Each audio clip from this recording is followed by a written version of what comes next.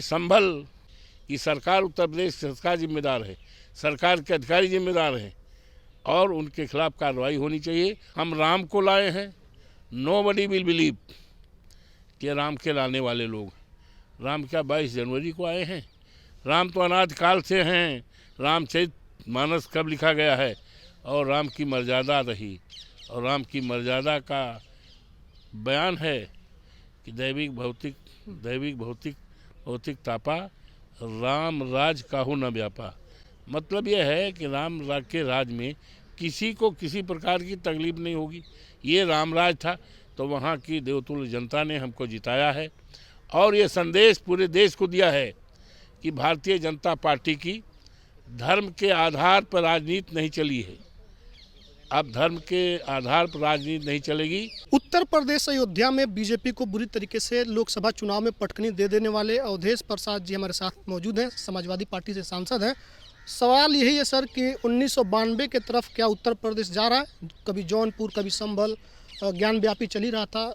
अनेकों जगह कहा जा रहा है कि मस्जिद के नीचे मंदिर है। आपने अयोध्या में पटकनी दे दी थी, कैसे रोकेंगे बाकी चीज़ों को? देखिए, ऐसा है, भारतीय जनता पार्टी का ये agenda ji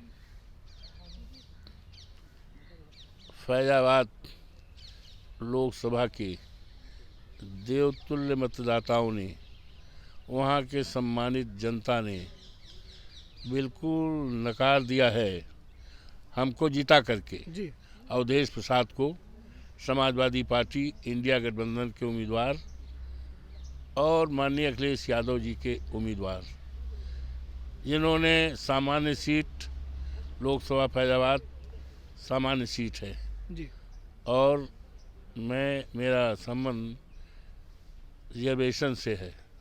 I belong to schedule caste, my sub caste is Pasi which is recognise as schedule caste. समझ गए कि नहीं? जी तो उस सीट से और हम जीते हैं प्रभु श्री राम की कृपा से, हनुमान जी की कृपा से, माँ सरजू माई की कृपा से और देवतुल्य मतदाताओं की और माननीय अखिलेश यादव जी की कृपा से। तो जब जीते हैं तो भारतीय जनता पार्टी जो विश्वास करती थी, प्रचारित करती थी कि हमने मंदिर बनवाया है, हम राम को लाए हैं, जबकि तो मंदिर बनवाने वाले ये है नहीं। मंदिर तो बना है माननीय सुप्रीम कोर्ट के निर्देश आदेश पर, निर्णय पर। कोई भी सरकार होती बनाती।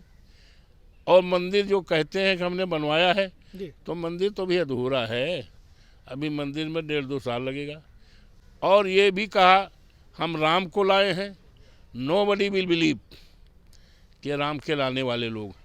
राम क्या 22 जनवरी को आए हैं? राम तो अनाद काल से हैं। रामचरित मानस कब लिखा गया है और राम की मर्यादा रही, और राम की मर्यादा का बयान है कि दैविक भौतिक तापा, राम राज काहू न व्यापा। मतलब यह है कि राम के राज में किसी को किसी प्रकार की तकलीफ नहीं होगी। ये राम राज था, तो वहाँ की देवतुल्य जनता ने हमको जिताया है और ये संदेश पूरे देश को दिया है कि भारतीय जनता पार्टी की धर्म के आधार पर राजनीति नहीं चली है। अब धर्म के आधार पर राजनीति नहीं चलेगी। अब राजनीति चलेगी महंगाई को रोकने के लिए। राजनीति चलेगी इस देश में बेरोजगार नौजवान जिनकी संख्या करोड़ों में है, उनको सरकारी नौकरी देने के संबंध में, आरक्षण देने के संबंध में और इस देश में जातीय जनगणना कराने के संबंध में। ये तमाम मुद्दों पर राजनीति चलेगी, धर्म के आधार पर राजनीति नहीं चलेगी। अयोध्या की सम्मानित जनता ने, फैजाबाद लोकसभा की सम्मानित जनता ने पूरे देश और दुनिया को ये मैसेज दिया है। और भारतीय जनता पार्टी, मेरे मुकाबले भारतीय जनता पार्टी का उम्मीदवार नहीं हारा है, बल्कि हार हुई है भारतीय जनता पार्टी की विचारधारा की, हार हुई भारतीय जनता पार्टी की मानसिकता की। इसलिए अब वो कहे कि धर्म के आधार पर हम राजनीति करें, देश में आपसदारी तोड़कर, देश में सांप्रदायिकता बढ़ावा कर, तो ये नहीं हो पाएगा। और मैं तो बहुत आभारी हूँ माननीय उच्चतम न्यायालय के निर्णय को मैं बड़ा स्वागत करता हूँ, अभिनंदन करता हूँ। और उन्होंने ऐसी विराम लगा दी है कि भारतीय जनता पार्टी का जो कदम इस देश को सांप्रदायिकता के आग में झुलना चाहती थी, माननीय उच्चतम न्यायालय के निर्णय से ये कदम उनका रुक गया है।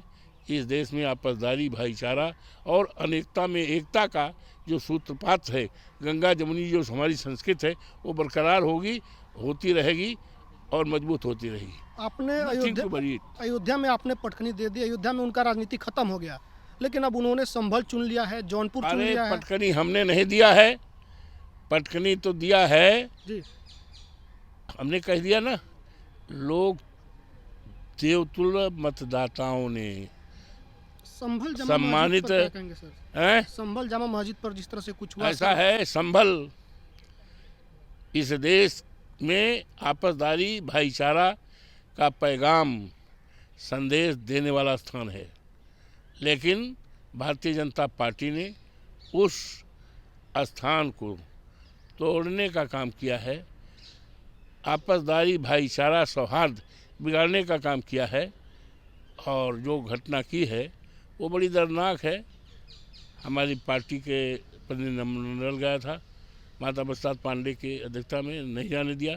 हमारे नेता माननीय अखिलेश जी ने जी, पूरी तरह से वर्बेटम लोकसभा में सदन के चलते बात रखा था और ये ठहराया था कि सरकार, उत्तर प्रदेश सरकार जिम्मेदार है, सरकार के अधिकारी जिम्मेदार हैं और उनके खिलाफ कार्रवाई होनी चाहिए। और जो मृतक परिवार है, मृतक के जो परिवार के लोग हैं, पीड़ित लोगों को, उनको आर्थिक सहायता दी जाए और सरकार इस तरह का कोई कदम ना उठावे जिससे इस देश और प्रदेश में आपसदारी बिगड़े, भाईचारा, सौहार्द बिगड़े। इस तरह का भी चाहा है, लेकिन सरकार की तरफ से अफसोस है कि कोई जवाब नहीं आया। धन्यवाद। ठीक है, शुक्रिया सर। हमारे साथ अवधेश प्रसाद जी थे, उन्होंने अपनी बातें रखी, किस तरीके से उन्होंने अयोध्या में बीजेपी को हराया और अब संभल मसला जो उठा हुआ है, जौनपुर, ज्ञान व्यापी, तमाम चीज़ों पर उन्होंने कहा कि नफरत खत्म होगी, भाईचारा जीतेगी, संविधान जीतेगा। वीडियो पर क्या प्रतिक्रिया, कौन इसको लिखा? धन्यवाद।